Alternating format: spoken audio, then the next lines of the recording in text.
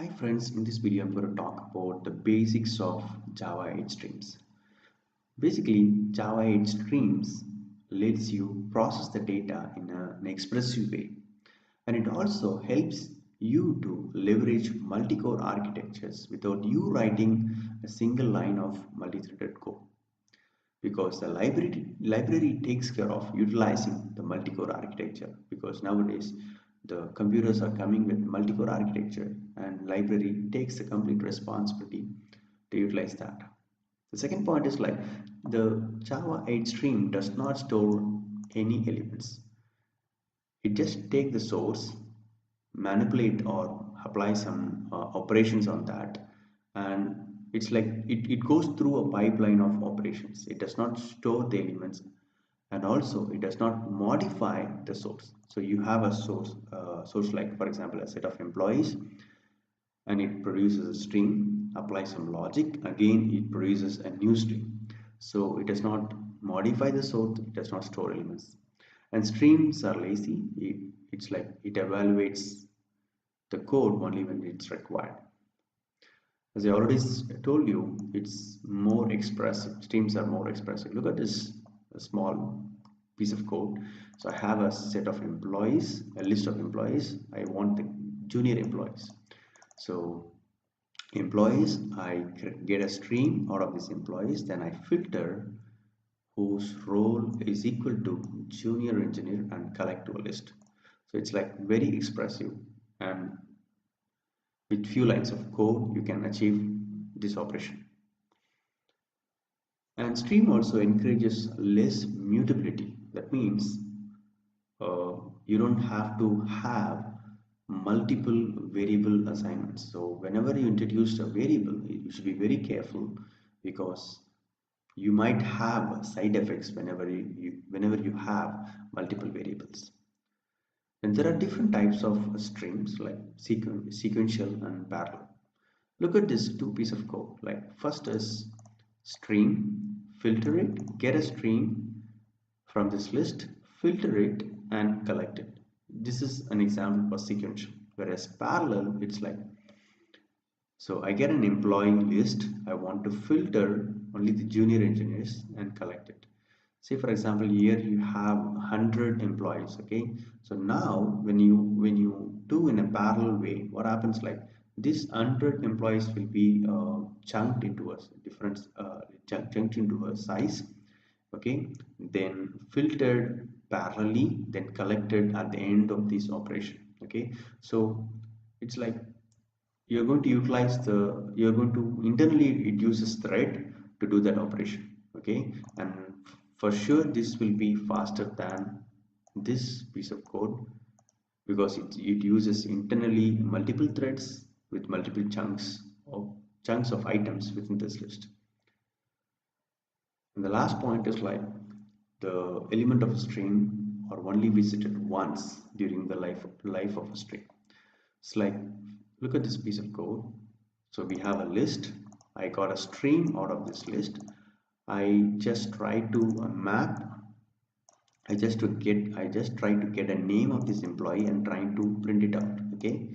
Again, when I try to access this stream, it will be throwing an exception, which is called as illegal state exception. It says stream has already been operated upon or closed. So uh, you cannot operate on a stream which is already operated, okay, or already utilized. Okay, so it's already utilized here, you cannot do it. So I have an example for this. Let me show you the code. So here I have a very simple example. So it's like a fruits list. The operation is like, I want to convert this fruit list into an uppercase. So I have written in before Java 8 how will you do that. So I need an explicit for loop. I need a variable to add. So this is my source list, and I need to have an explicit variable to add the uppercase fruits list and then print it out. Whereas in using Java 8 stream, it's very simple. I take the source, then get a stream, then map means like transform to a to an uppercase, then print it out. So that these 3 lines, that's all, and you don't need an intermediate variable here. And there is also one more example, like the streams can be used for any type of data. It's like a string. I want to give you an example for integer as well, so that's why. So I have numbers, I want to multiply each number, and I want to print it. Okay, so let's run this.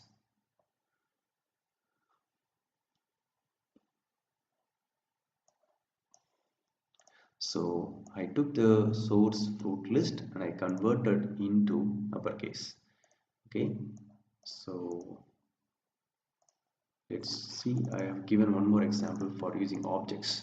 So I have employee objects, okay, and I am trying to filter employees whose age is around 30. Okay, so before Java 8 I will have an intermediate variable, then I will be having a condition like if employee age is greater than or equal to 30, then add it. So add it to this target list. But whereas in Java 8 it's very simple. You get a string, you get a stream, then filter using this condition. Only filtered elements will come here and get the name and print it out. Okay, so this is the way you write using stream. And I want to show you one more example, like the illegal state exception. Okay, so I want to just uncomment this. So once you use this, so I have a list, I'm getting a stream, so I'm trying to access the stream here, and explicitly I'm trying to access again in order to reproduce the illegal state exception. Okay, let's see this.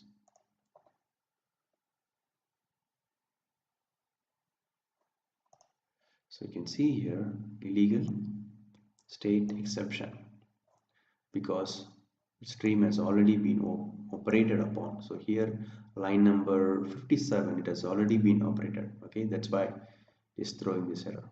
And I didn't run this method, so it'll be showing the employees whose age is around 30. So out of 5 employees, only these 3, Mark and Alice and Tim, are the employees whose age is around 30. Okay, so this is what I have for just I want to explain you about the Java 8 streams basics. I'm going to give you the GitHub link for this example in the video description. Hope you enjoyed this video. If you like this video, please click on the like button. If you really want to share this video to some of your friends, you can share this video. If you have any comments for me, it will be really helpful for me to improve for the next coming videos. Please comment, even if it's worst or positive or negative comments. Anything is fine for me. And thank you so much for your time. All the best.